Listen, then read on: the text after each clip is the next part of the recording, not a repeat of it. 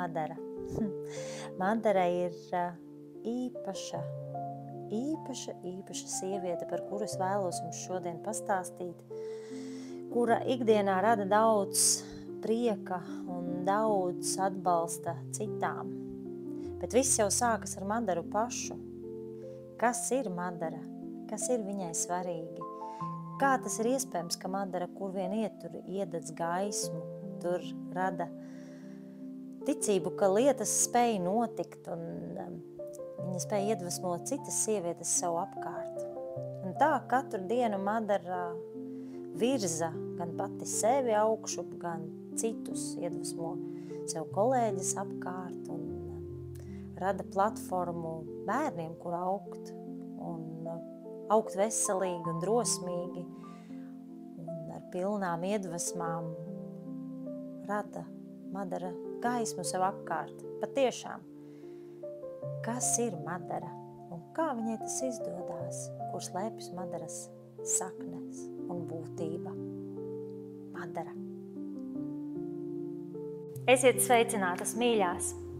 Šis ir pirmais ieraksts stāstu sērijā Mīļā tu vari.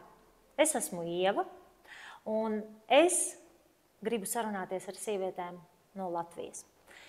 Kādas viņas ir? Kādas ir sieviešu ikdienas lietas, kādas ir problēmas, kādi ir izaicinājumi, kādas ir sieviešu vērtības? Mīļā tu vari. Šis ir stāstu sērijas ieraksts, un mums ir pirmā sērija. Jā, un man ir tiešām laime, es teiktu pat laime, man ir satikt Madaru, jo ar Madaru mēs esam loves. Mēs esam satikušās pavisam citā sakarā, un Madara īstenībā ir, Madara pati pastāstīs, kas ir Madara, bet man Madara ir tāds enerģijas lādiņš Rīgā, jo es zinu, ka tāda Madara Rīgai ir, tāda Madara bērniem ir, tāda Madara ir vecākiem. Madara, kas tu esi? Čau, Ieva. Čau, Madara. Čau, sievietes. Un kur mēs esam? Čau, Latvija. Jā, jāsāk laikam ar to. Es esmu vienkārši tik iedvesmota, ka tā ir pirmā sērija, un tāpēc man 70 jautājumus tev gribas uzdot uzreiz. Bet sāksim ar pirmo jautājumu. Ar 69. Jā. Kur mēs esam? Kāpēc šeit ir tāds kosmisks, tropisks klimats ziemas vidū? Kur mēs esam? Jā, vēlreiz paldies tev, ka tu uzaicināji man šo sarunu, bet, lai mēs sāktu sarunu, man tev sagādāts pārsteigums. Tadā! Tadā! Studijā! Studijā Ieva. Un Madara. Jā. Un jā, ar šo cepuri man arī ir īpašs stāsts, jo vienīgo reizi, kad man bija publiskā uzstāšanās, tā bija Rīta panorāma, kurā mēs atklājām. Un man bija cepure, un man bija brīnišķīga kolēģa Madara Botmane, ar ko mēs sākām jauno Bardaks bērniņu raidījumu, un patiesībā tas raidījums man gatavoja šai vietai. Un, ja tu man jautā, kur mēs atradamies vienā no Agenskāna brīnišķīgākajām pērlēm un brīnišķīgajām vietām un ielām, un tā ir Kalnciem iela. Tas ir Kalnciem ielas sākums, un mums ir tas prieks un gods būt kopā ar brīnišķīgo komponistu Latvijas Emīlu Dārziņu. Un mēs atrodamies pretīm Emīla Dārziņa mākslas mūzikas vidusskolai, Rīgas domkora skolai, horeogrāfijas skolai, un mums mudž visu laiku jaunības eliksīrs. Jo mēs esam pirmsskolas izglītības iestādē, jeb bērnu dārziņā. Dārziņā, jā. Dārziņā, un šeit jau aizies tūlīt 4. sezona. Es esmu šeit kopā, lai vadītu kopā ar saviem brīnišķīgiem kolēģiem. Jā, pirmsskolas izglītības iestādi, Montessori māju. Jā, bet Madara, noteikti jau, ka tas, ka tu esi vadītāja, tevi šeit arī sauc, ka tu esi dvēsele, tu esi šīs vietas dvēsele. Nevelti, es tevi tādu arī kā dvēselīgu, man liekas, dvēselīgu un dzirksteļojošu arī iepazinu. Bet kas esi tu?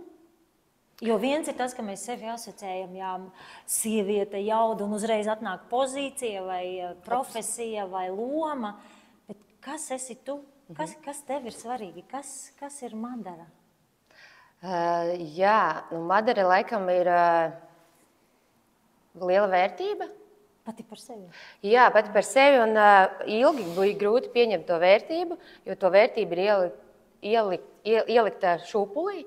Un tiešām mana omīte Aina, kuru ļoti daudz Latvijā zina, kura nostrādājusi ļoti ilgus gadus, strādājot kopā ar bērniem, iemīlot lasīt grāmatas savādākā veidā. Viņa vadīja 42 gadus bērnu bibliotēku. Un tieši tad, kad mēs atnācām šeit, viņa nodeva šo pilnvaru. Un šeit es vadu visu veidu procesus, eju iekšā kā audzīte, eju kā vadītāja, eju kā tehniskais darbinieks. Bet, redzi, tad atkal tu atgriezies pie vietas. Tas nozīmē, ka tu pat sevi nenodalīji. Zini, kā citreiz cilvēki saka, darbā es esmu tas un tas, bet tāda es pati, kad es esmu personība, tad es esmu tas un tas. Un tad tas nozīmē, ka tu nemaz nenodali. Ka tu esi viens vesels. Precīzi. Feini, tu esi izgājis visu šo te lielo apli, ko cilvēki saka, meklē sevi apiet sprīdīšu stāstu, un tu sevi atradu. Jā, un tieši tā tas sprīdīts, tā Anna Brigadēra ir atnākusi, jo viņas motīvs un arī mans motīvs ir Dievs, daba, darbs. Tās ir kā tavas vērtības, vai tas vienkārši tas sauklis? Jā, man patīk tas sauklis, tā vērtība, jo arī viņa bija liecinieks tam, lai šis dabas parks atvērtu. Iespēju būt bērniem un sprīdītim un šiem pasaku varoņiem ar viņu kopā. Un tāpat arī es esmu šeit, lai dotu bērniem pirmkārt jau prieku, dzīves prieku, bērnību, rotaļu, stāstus, dziesmas, kustību, deju, jo man liekas, ka tas ir tas, ko es no sevis varu radīt. Protams, otrs ir vide, trešais ir izglītība, piektais ir uzturs un vispārējais, bet pāri visam jau, tā kā tu saki, dvēseli, kura elpo nemitīgi, un man ir prieks un tiešām liels prieks, ka mani iemeta šajā avantūrā, jo es atklāšu jums dzīvē noslēpumu, man neviens šo nebija pateicis.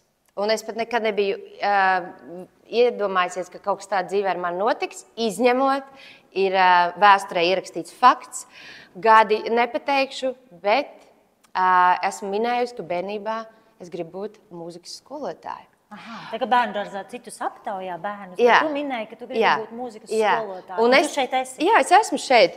Negluži kā mūzikas skolotāja, bet es šo sapni noteikti kaut kur aizmetu projām, jo nāca kaut kas cits. Bet es teiktu, ticiet saviem bērnības sapņiem, un tur jūs nokļūsiet. Bet klausies, Madara, redzi, es sadzirdu, es uzreiz tulkoju, strādājot ar vērtībām ikdienā ar cilvēkiem. Tu man nobirdināji tik daudz brīnišķīgas lietas, visas, ko tu dari, un kas tu esi šeit arī Montessori mājā, un kas tu esi ikdienā bērniem un citiem cilvēkiem. Un es tur saklausu ļoti daudz šīs te radīšanas, radošumu, ka tu gribi radīt, un dziesma, un deja, un mūzika, un pat tavas rokas arī nāca līdzi. Un man arī ir ļoti svarīgs radošums. Es caur radošumu redzu, ka ir iespēja atklāt cilvēku, viņam pat to neapzinoties. Un man atkal, tev pārsteigums priekš manis bija cepurē, man priekš tevis ir cits pārsteigums. Es tev atnesu daļiņu no zemes. Es tev atnesu, paskaties, kur ar aksesuāriem nāk klāt.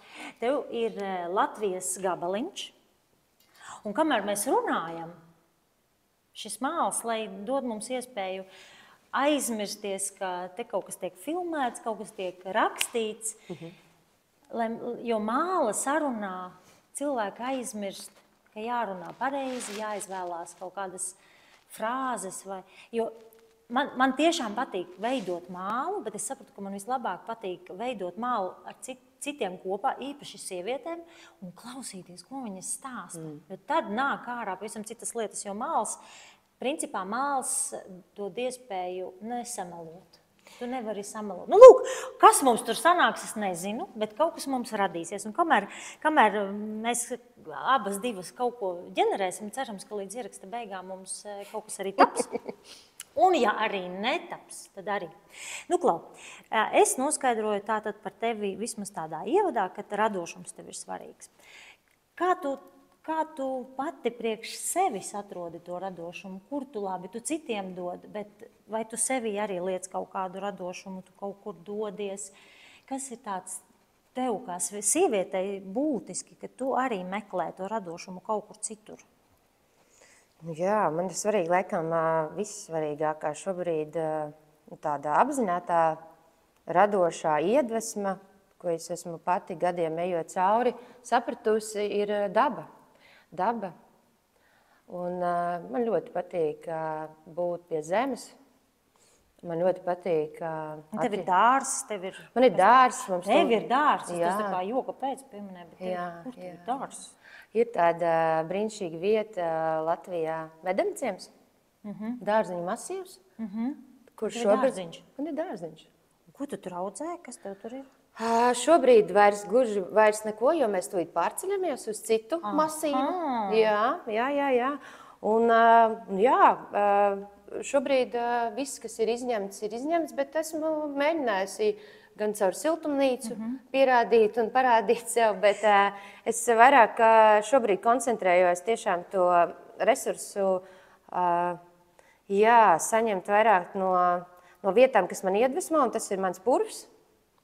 Un vairāk kā 12-13 gadus atpakaļ mēs šajā vietā nokļuvām, un es ilgi saucu pēc palīdzības, jo man pašai bija dziļas, tādas dzīves visu laiku pārmaiņas, un netika varbūt priecīgas, un es tiešām visu laiku uzdevu jautājumu, kas ir tas, kas man dzīvē iedvesmo.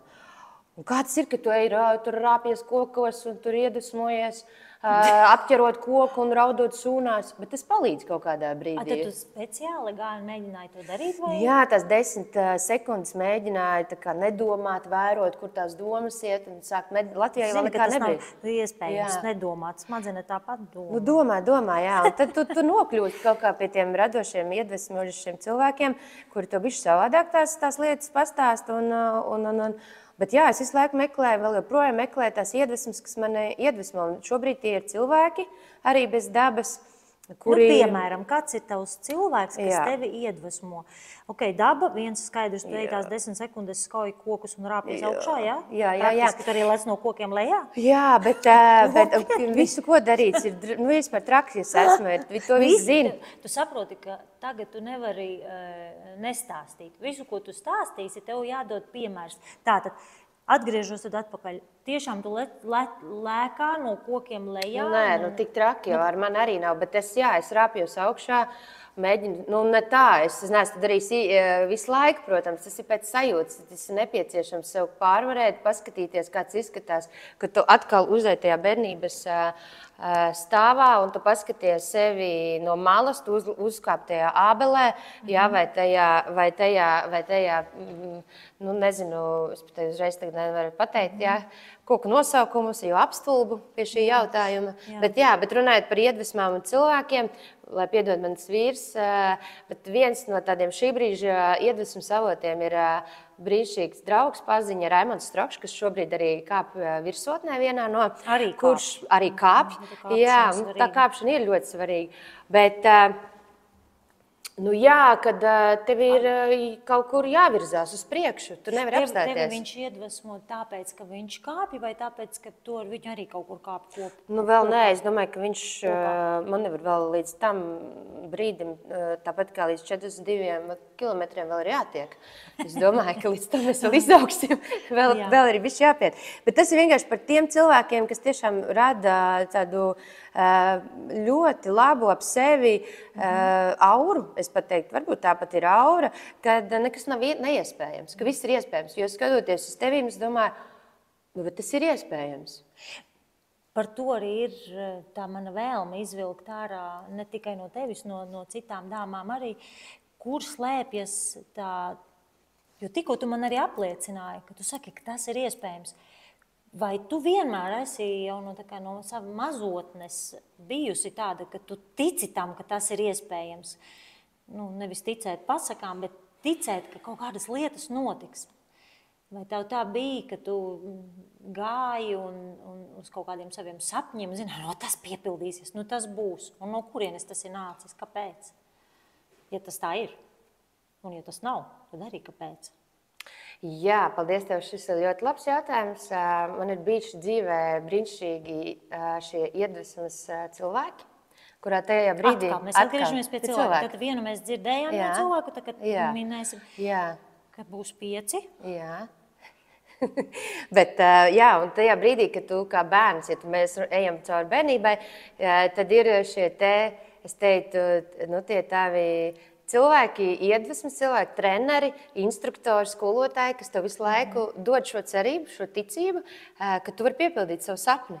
Tev bija kāds konkrēts skolotājs, kas nosauc. Domāju, tam cilvēkam tagad izgaismosies, visi zinās, kurš tas cilvēks ir. Madaru ir iedvesmojis. Jā, viens no tādiem, man liekas, pamata cilvēkiem, kas man dzīvē ir iedvesmojis, man pirmā skolotāja, kura nāca 2. klasē, tā ir Marina Alsberga, kur ir brīnišķīga skolotāja, kura pamanīja ļoti daudz vērtības sevi, arī citos klases biedros, ko es arī lieku šeit, kura ielika to, ka tu vari būt tāds, kāds tu esi. Un tad ir tie blakus vēl cilvēki, kas tev tikai pastumj. Tā man bija Omīte, noteikti, kura iedeva lielu ticamību tam. Pēc tam bija deju pasniedzējs Edmunds Veizāns, čau Edmund, ar kuru mēs ļoti ilgus gadus kopā bijām, un viņš man parādīja no tās provinces to lielo pasauli. Kā tas ir, ka tu kā tāds dobelnieks, čau visiem dobelniekiem, jo mums arī čau visiem, jā, jo mums tiešām arī bija nosaukums dobelnieki, un jā, kurš iedod visu laiku tādu atkal tiltu, ar kuru tev jāstiekās. Bet tātad tu minēji, tavos iedvesmas cilvēkos ir gan Omīte, gan skolotāja, gan treneri, gan cilvēks, kurš kāp kalnos. Ka mums ir svarīgi tie dažādie tēli vai dažādo lomu izpildītāji, kas ir apkārt, lai tā sieviete arī veidotos par šo jaudīgo, draivīgo, kas pēc tam var citiem iedot. Tad tev ir paveicies, tev tādi cilvēki ir bijuši apkārt. Vai tev ir bijis, tagad būs tāds skarbāks jautājums, vai tev ir bijuši kādi cilvēki apkārt, kuri tevi spieduši nost un gribējuši tavu pārliecību, ka tu tici, ka tā var būt un tu vari, vai kāds mēģinājis tevi gandēt lejā, un kā tu ar to esi tikusi galā? Jā, un tā es esmu pati. Opiņā. Jā. Un kā tas varēja notikt, ja tev bija apkārt tādi jaudzīgi cilvēki, vienā brīdī tu pati sevi esi padalies? Jā, tā ir laikam tā neticība kaut kādā brīdī, kad tev visi tic, bet ja tu pats netici, tu nekad neieraudzīsi laikam to, ka var un vajag savādāk sākt arī skatīties uz sevi, jo man liekas, ka mēs katrs esam vislielākais kritiķis, un arī ir kaut kādā laika nogrieznī, tas pat ir ok, jo tu paskaties mazliet savādāk. Tas liek augt tev arī. Jā, un tas arī man lika vienkārši pieņemt varbūt pārdrošus soļus, kur man saka, tā kā tu saki, mīļais varu, tad man ir šie līdzcilvēki saka, Mārģa, tu vari, Madara, tu ej, tu dari, mēs būsim tev blakus. Un man tas vienmēr ir bijis svarīgi, un to man ir iedevusi atkal mamma, nekad nepadoties, lai vai kas, lai vai cik daudz ir jāiet tām pārmaiņām cauri, tām nērtībām, bet atceries vienmēr, ka mēs būsim tev blakus, un tieši tā arī ir. Tas tev arī ir izvilcis arī no tiem zemajiem punktiem. Jā, un tas ir tas miers, tas maigums, tas, kad tu neskrien, vēro un uzdrošinies, un kaut kā tā dzīve ir sanācis, jā, ka laikam, kad tas tā arī viss noticis ir, jā. Klausies, tev noteikti ir bijusi kaut kāds arī posms, katram mums un katrai īpaši ir tāda baile kādreiz iemetās, un tā nedrošība, protams, un nepārliecība par sevi to visu pastiprina. Vai tu vari padalīties kādu momentu no savas dzīves, padalīties ar reālu stāstu, kur tu esi reāli, negribu teikt rupjo vārdu, bet rektus nobijusies. Tā, ka cik dziļi mēs ejam? Ļoti. Ja mēs ejam, mēs pacēlām mālu, caur mālu mānīties nevar, jā, nedrīkst, neļauj to izdarīt. Jā, tad es teiktu, ka bailes, zin kā ir, bailēna ir tā, kā ir. Tas, ko tu negribi, to tu dabūsi. Un laikam tas ir tas, ko es dzīvē biju dabūjusi. ir šie lielie zaudējumi, pāragrie zaudējumi, un tas man ir parādījis to, ka kad mēs gribētu dzīvot ilūzijās visi, un tas tā nenotiek. Un iespējams tas mani ir mainījis, jo daudziem arī mums ir ļoti patīkami ar vienai otru runāt, jo mēs esam ļoti atklātas. Bet cilvēkiem, diemžēl, tās brūces ir tik dziļi un tās bailes noslēptas, kuriem ir bail par to runāt. Bail dalīties ar šo pieredzi. Arī manā gadījumā tā bija pāragrā mammas aiziešana, kurā man vajadzēja vairākus gadus ar sevi iekšēji runāties, strādāties, dabūt sevi atpakaļ, lai neaizietu tajā vecajā stāstā par to, ja nu man arī tā var būt. Ja nu es arī aiziešu kaut ko. Un tu sāc strādāt, tu sāc rakņāties, jo pāri visam tu gribi būt vesela mamma, vesela sieva, vesela forša draudzene un galu galā arī nest arī to citu vērtību ilgākā laika nogrieznī. Tad es saprotu, ir bijis kāds tas smagais mammas zaudējums un rakņājies sevi, bet tā reāli, kas bija tie tavi instrumenti, ko tu darīji? Tu nevarēji paņemt lāpstu un sevi rakt fiziski, bet kas bija tavi instrumenti? Kas tev, viens es pieļauju, tā varēja būt daba varbūt? Jā, noteikti, tā arī bija. Un pirmais tas bija mans vīrs, un vēl joprojām, kurš man iedeva... Vīrs kā instruments. Vīrs kā instruments, jā, kā labs konjaks. Bet viņš bija tiešām tas, kas, un vēl joprojām ir tas, kas man ir palīdzējis arī šobrīd ļoti būt blakus, līdzās, un tas ir ļoti svarīgi parādīt arī to otru dabu, tā, kas arī tevī skums, tā, kas tevī sēro, un nenoliek to un būt blakus.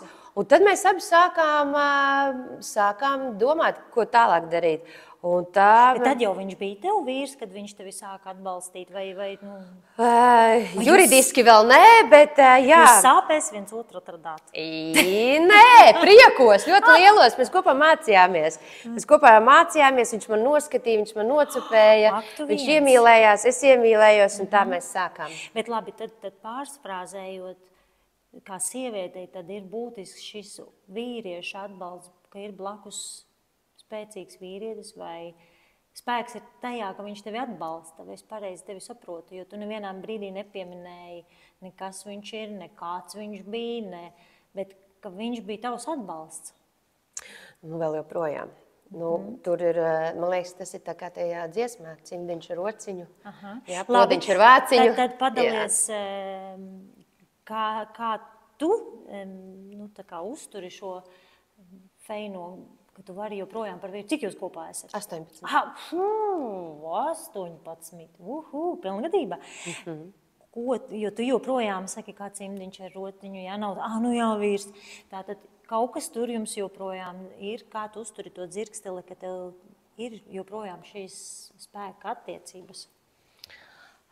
Jā, tas arī labs jautājums ir. Man sliktu nav, man zin kā. Māls. Tie ir laikam tie kopīgie mērķi, uz ko mēs varam iet, un caur to arī notiek šīs dziļās, man liekas, ka transformācijas arī attiecībā pārbaudīt, vai cik un kā ir gatavs, jo, tas ir vienkārši, man liekas, ka tas ir dzīve, dzīve kaut ko tev dod un saņem un ņem un tā, bet mēs abi divi esam ļoti kaut kādā ziņā līdzīgi. Mēs pat šobrīd pat vizuāli kaut kur esam līdzīgi. Viņam arī ir cepura? Jā, viņam ir cita veida cepuras, bet tas, kas man no viņa visvairāk patīk un kas man visvairāk dod iedvesmu, iet cauri dažādām ļoti lielām nērtībām. Piemēram, tad, kad mums piedzima dēls, tad es zināju, ka es nebūšu tā mamma, kas sēdēs slepošanas kuratā un dzers tēju, skatoties, kā viņi tur lēž. Kad es izēju caur tai bailei, ja tā ir virsotne, tev ir jālaižās, tev ir jāgrib, un viņš ir tas, kas tev motivē, paklausies, ja tu esi gatava, un es maucu līdzi. Jā. Protams, gan arī jau šķiršanās dokuments tiek parakstīts, tur, jo, taču ārprāts, kur tad vispār? Bet, jo tas tomēr arī, tā ir milzīgā baile, ātrums, tā ir tas, ka tev ir jāiet tam cauri, un tās laikam ir tās adrenalīna, tādas lietas. Tātad adrenalīns un kopīgie mērķi jūs apvienot. Jā, un arī tā uzdrošināšanās it visā, tā kā, ko vēl var jaunu izdarīt, kā vēl var iedvesmot, kā vēl. Un jums abiem šādi. Jā. Magics tad jums ir. Jā. Un kas ir tāds jūsu viens kopīgs mērķis? Labi, tie mazie mērķīši nošļūk no kalna pa skaisto un vienam otru apsteigt droši vien. Tur jau arī noteikti sacensība ir, jo jūs abi ir tādi ambiciozi, ne? Mums ir tāds, es tev varu izstāstīt, varbūt kādam tas dzīvē noderēs. To man iemācīja viena draudzene, tad, kad tu dalies ar mīlestību, piemēram, saka, es tevi ļoti mīlu. Un tad otrs saka, nē, es tev vairāk. Un tad tas pirmais saka, bet tā nav sacensība. Šitā ir laba atbilde, šo es mēģināšu uz vīru pat pamēģināt. Tā nav sacensība, mīlestība nav sacensība. Un tāpēc mēs nesacenšamies. Mums nav tā. Drīzāk ir tas, kad mēs viens otru tiešām uz kaut kādām lietām motivējam, bet tas, ka, ja tu prasi, kas ir viens, tad tas ir Gusts, tas ir mūsu dēls, kas noteikti liek kopā kaut kādā veidā no dažādiem raksturiem, jo viņš ir mākslinieks, viņš arī ir ļoti radošs mākslinieks, bet viņš arī ir ļoti liels racionāls savā būtībā un ļoti tehnisks cilvēks. Jā. Lūk, Madara, katrai sievietei noteikti ir sapņi. Padalies ar kādu no saviem sapņiem. Par ko tu sapņo? Ko tu gribētu? Es domāju, ka tev daudz tādu ir, zinot, kāda tu esi dzirksteļojoša, bet varbūt tādu vienu konkrētu. Cik mēs plaši varam, Tik plaši. Lai pasaulē iestātos miers. Bet tu redzi, ka tas sapnis ir tāds ar taviem spēkiem sasniedzams, vai tu vienkārši tā turpini sapņot? Jo zini, kā sapnis varbūt no tāda mērķa sapņa atšķirās, jo tā kā mēs uzliekam to kā mērķa sapni, tad mēs paši līdzdarbojamies un piedalāmies. Lai nav tikai tāda sapņošana. Kur ir kāds sapnis, vai arī šis ir tas sapnis, kurā tu gribi līdzdarboties? Jā, tāpēc es esmu šajā Kalncīm ielā. Tāpēc es tik, cik manā spēkā ir kaut kāda miera sēklu ielikt tajā visā iekšā.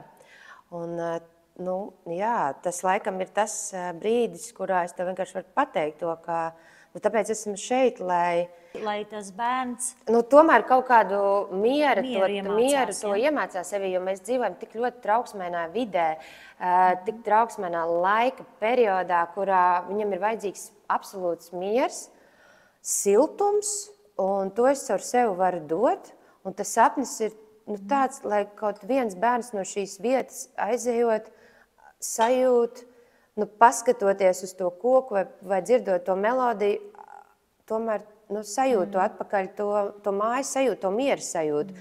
Tas ir tāds ļoti globāls tāds sapnis, tāds ļoti plašs sapnis. Jā. Bet māte Terēze, manuprāt, pat ir teikusi, ka ja tu gribi glābt pasauli, ej mājās. Un tikko tu arī pieminēji, ka arī šeit tu gribi to māju sajūtu radīt tam bērnam, kad tas laikam arī, ka tas miers ir caur tām mājām. Vai tev mājās ir tavs miers? Vai tā māja ir tev miera osta? Un kā tu to radīji, ja tas tā ir? Jā, man ir māja. Mums māja ir miera osta un patvērums un satvērums un svētnīca. Un kā mēs katrs īstenībā uzturam, tas ir gan tās pašas es teiktu... Attiecības savas? Jā, attiecības ar ģimeni, jo man liekas, ka mēs paši esam tik ļoti noguruši no tās ikdienas darba, ka mēs, un arī es to esmu darījusi, iemācīties atdalīt, paņemt nost, novilkt kurpes, uzvilkt to savu ērto treniņu tērpu un ieiet mājās un radīt to caur siltu ēdienu, caur siltu uguni. Patiesībā vienkāršās lietas. Jā, un, protams, man ļoti svarīgi ir arī tā dzīvniecis, kā es gribētu teikt, bet tā mājdzīvnieku garša. Bet tā jau arī tāda dzīvnieciska rūpes tā ir ļoti svarīgi, jo, citiem. Ja es nestrādātu bērndārzā, tad es noteikti viens no tādiem sapņiem būtu, lai pasaulē vispār nebūtu šie klaiņojošie arī dzīvnieki. Visi suņi būtu pie tevis. Ne tikai, es domāju, tur viss būtu. Un viens no tādiem lieliem sapņiem ir, kādreiz dzīvē, tas ir tāds vislielākais sapnis. Es nezinu, kāds ir iespējams, bet es ticu brīnumam. Tam nav jānonāk uzreiz, bet es tiešām redzu, ka, ja mūsu platuma grādos būtu iespējams, es atvestu uz Latviju pandu. Pandu? Pandu, tāpēc mūsu mājas logo arī ir panda. Tāpēc, ka viņš ir pasaulē visaizsargājamākais dzīvnieks, kuru Ķīna ir vienkārši paņēmusi uz sevi. Un tu zini, to stāstu. Es ceru, ka mani kāds labos, bet visas pandas, kas ir zooloģiskos dārījos, pieder Ķīnai. Un tāpēc es gribētu vienu pandu un pēc tam jau ģimeni, un vispārējo atvestu šejieni, jo, man liekas, tā aizsardzība un tas, ko tas dzīvnieks dots ar sevi, ir mūsos katrā. Un tāpēc mums ir svarīgs tas lietusargs, aiz kā mēs paslēpjamies, ne tikai no saules, bet arī no lietus, un kur mums ir droši. Jo tas dzīvnieks dara, man liekas, no sevis tik ļoti vieglu satveri, tik vieglu, man liekas, bērnam saprotamu valodu. Viņas ir arī agresīvas, un kā mēs katra, jo mēs jau arī aizstāvam sevi. Bet kāpēc tu to pandu vēlies, lai bērni iemācās rūpēties? Tieši tā. Okay. Jo to ikdienā, kad mēs redzam sunīts, kaķītis ir kaķītis, bet viņš tomēr ir... Tādā globālā, no dabas aizsardzības fondam viņš arī ir kā dzīvnieks, un tur arī dziļa filozofija apakšā arī ir, bet Tad tu ticit, ka tev kādreiz būs šeit panda? Es ticu, es ticu. Tu to vari, es domāju, ka tu kaut kādā veidā dabūsi. Ja ne pandu, tad varbūt tev radīsies kāda cita ideja, kā var to pandas pieeju. Droši vien, jo jūs viņu te arī ieviešat. Jā, zini kā, es jau te ķēmojos ar to pandu, bet kaut kur jau arī ir tas kaut par tādu, vienkārši tas atnāca. Zini kā, mēs braucam mašīnā, un katram no mums ir kaut kāds, tur tā kā, mamma tur ir tas un tas, tētis ir tas un tas, un tagad mēs braucam mašīnā, un tiešām tā saruna tāda ir Gusts ar tēti kopā. Kas varētu būt mamma no dzīvniekiem? Un tur rakstīts, ir panda suši. Viņa taču ir panda. Tu esi tā panda. Es esmu tā panda. Tu esi tā panda. Skaidrs, ka tad tev, ja mēs tā iztulkojam, ka tad tavs sapnis patiesībā ir arī būt šeit un būt tai pandai šeit un bērniem mācīt rūpēties. Brīnišķīgi. Es domāju, ka mēs pamazām mums top kaut kas formās jau no māla. Mēs drīz varēsim arī nodemonstrēt, kas mums šeit ir tapis. Man tev tāds arī varbūt skarbais jautājums. Kas ir tas, ko tu ieraugi līdzcilvēkus, un varbūt īpaši sievietēs, kas tevi izsauc, ne agresīvu, bet tu saproti, šis sievietei nepiestāv, vai šis, tā nedrīkst būt. Kas ir tas, kas tevi sievietēs varbūt? Laikam meli, es teiktu, meli paši sevi. Sieviete pati sev melo. Jā, laikam tas ir tas, kad, un arī tā, man liekas, tā uzpūst tā skaudība, greizsirdība. Mēs jau ejam tālāk, bet laikam meli, ka viņa, diemžēl, nevar novilkt to masku nost, viņa nevar noņemt to kroni un visu pārējo nost un nolikt malā, ka viņā ir bail parādīt to vienkāršību, to, no kurienes viņa nāk, to zemi. Un tāpēc, man liekas, ka izgaismot to nevienmēr izdodas un nevajag arī to darīt, bet to es varu darīt tikai caur sevi. Protams, arī es ikdienā uzvelku vai kādu mētelīti vai kādu ceprīti vai jebko citu. Lomiņu vai statusiņu, jā. Bet tas ir tāpēc, lai es mācētu ar to otru arī sarunāties viņa pazīstamā valodā. Jo tas ir svarīgi viņam dzirdēt to, kā viņš to saprot. Precīzi. Jā, un tāpēc man liekas, ka tas ir tāda liela māksla, atrast sevi arī to daļu un nenoliek, tā kā netiesāt, nenoliek tajā, ja viņa turpina, tad lai viņa turpina. Jā. Bet kā tad būt tādai īstai sievietei, patiesai? Lielvārds jostu, ar kārtīgu lielvārds jostu. Ko tas nozīmē? Apsieties ar jostu? Tas nozīmē to, ka tev ir jābūt iekšā tai dzimtai, tai vērtībai. Tas ir tas ir tavs spēks. Tās ir saknes, madaras zieds, tātad, jā, madaras saknes, ar kur krāsot šī lielvārds josta vispār. Lūdzu. Tu esi ne tikai panda, tu esi arī lielvārdas josta. Lai dabūtu to krāsu, vajadzēja kaut kā izdomāt, kā dabūt. Un tad tas bija tas viens no... Madara ir atslēga. Madara ir visam atslēga. Un es saku, tas vārds īstenībā, es viņu sāku pieņemt kaut kādos 11 gados, jo Omīte iedeva tieši viņa šo vārdu. Un man bija smagi, jo man likās, Ilzes, Lienas, Lindas, Elīnas, Līves, čau visām viņām. Jā, bet likās, kā varbūt tik vecs vārds, kāpēc un tā. Un tad tu ar gadiem saproti. Un tad vēl viens sapnis, lai tiešām aiziet tālumā, radīt pasaulē šo Madaras festivālu. Madaru kultu. Madaras festivālu, kur sapulcējas visas Madaras. Un man viņas ir daudz, viņas man dod ļoti daudz radošumu, un man viņas ir palikuši arī kā dažas draudzenes, sadarbības labas partneris. Ok, es tad uzreiz lekšu zirgam mugurā. Jā, aiziet. Es jau patīšu. Kad notiks šis festivāls, uz kuru tās dāmas, kuras ir Madaras, citas nevarēs ierasties, tikai Madaras? 2. dienā drīkstēs pievienoties arī Ievas, Rudupuķes, sievas, liepas, apses un visas pārējās puķes un koki. Bija un ir doma, ka vajadzētu startēt šajā gadā, bet jāskatās ir pēc apstākļiem, pēc miera pasaulē, un tad mēs skatīsimies. Jā. Jo kāpēc es tā tev uzreiz tieši vaicāju, jo ļoti bieži sievietes apņo un domā, es gribētu to un to, bet nepieņem lēmumu. Kad es to daru, neizvirzu un nenodefinē to ejamo ceļu.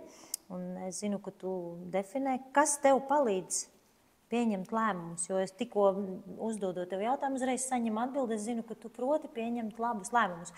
Kas tev palīdz? Kas ir tava atslēdziņa lēmumu pieņemšanā, kā sievietē, tu jaudīgā pieņemu lēmumu? Un es ļaujos. Es nedomāju. Tu vienkārši pieņem lēmumu. Es vienkārši pieņemu, tieši tā ar šo vietu, es vienkārši pieņemu lēmumu. Ja tā, tad tu man jautā, es tev atbildu, ja tu saki, ejam, tad es ejam. Ja tas jādara ir. Un arī neejam, arī ir lēmums. Tieši tā. Un tā ir tā iekšējā intuīcija, kas ir jātīsta. Tas ir tas, tu vairs neanalizē, kāpēc mēs dzīvē satikāmies. Lai mēs apsēstos, lai mēs par šo parunātu. Domājies, es paši pilnīgi noskrēju. Mūsu saziņā tu esi tā sieviete, kas visvairāk man atbild ar šo vārdu. Daram. Tā kā respekt un tiešām tas to arī apliecina. Ko, Madara, mums būtu jāparāda, ko mēs esam samēsuši. Man ir aizdoms, ka mēs ar tevi varētu stundām runāt, bet mums tā kā jānoslēdz varbūt mūsu pirmā saruna. Vai tev kaut kas tur ir tapis, vai tas bija tikai tavs process, kur tu esi radījusi? Nē, es īstenībā esmu 2 ziedus radījusi. Viens zieds, protams, ir tev. Jā, jo tu zini, ka Ieva, par Ievas ziedu visu noteikti. Ja tu esi izstudējusi. Ieva tā tad ir pirmais zieds, kas zied. Tā tad no tiem kokiem, viņš zied visagrāk. Zieds ir citi. Jā, protams, bet ja mēs runājam par koks, tad Ieva ir tā, kas tiešām pirmā iedod šo ēteru, un citam viņa smaržo, citam galva sāp, citam vēl kaut kas notiek, bet Ieva ir viena no spēcīgākajām, man liekas, no tādiem ēteru tādām, ka viņa zied.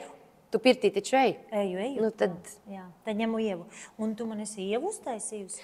Tāda Ieva, kura jau ir kā sieva. Jā, esmu sieva, jā. Nevaru vairs noņemt, jo jau ir tik pielipis klāt. Kaut kā tā.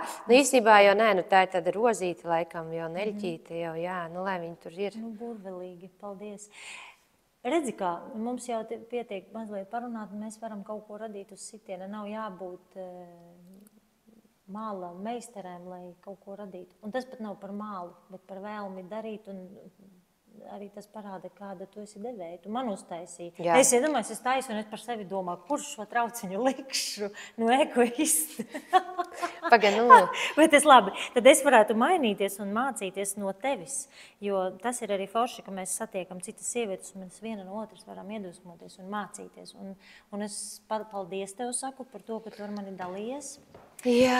Un tad šis te trauciņš būs tev, mēs no sākuma viņu izkaltēsim, tad mēs viņu krāsosim, mēs tur izdomāsim, kā mēs tur radīsim tālāk, bet šajā trauciņā tu varēsi likt visus savus mazos plānus ceļā uz mērķi par pandu, lai kas tas arī rezultētos šeit, un arī par Madaru festivālu, kur 2. dienā būs arī ievas, liepas un visas citas. Šeit tu viņas visus liksi solīšus.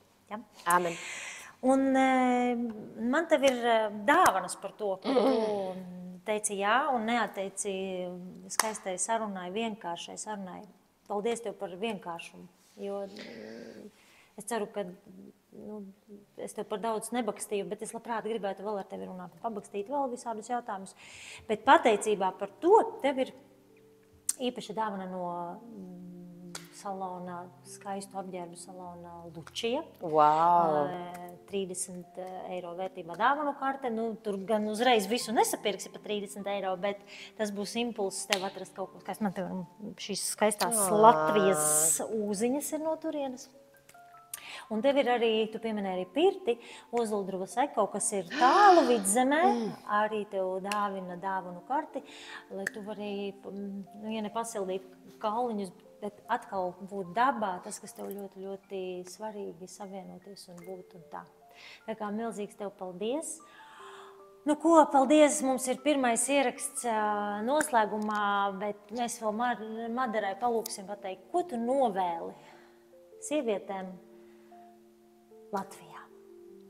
Lai viņas turpina radīt, lai viņas turpina iedvesmoties, lai viņas turpina varēt un lai viņas turpina darīt. Un lai viņas atgriežas pie sava iekšējā tā dzīvesprieka un dāvā šo brīnumu citiem. Daram! Atā!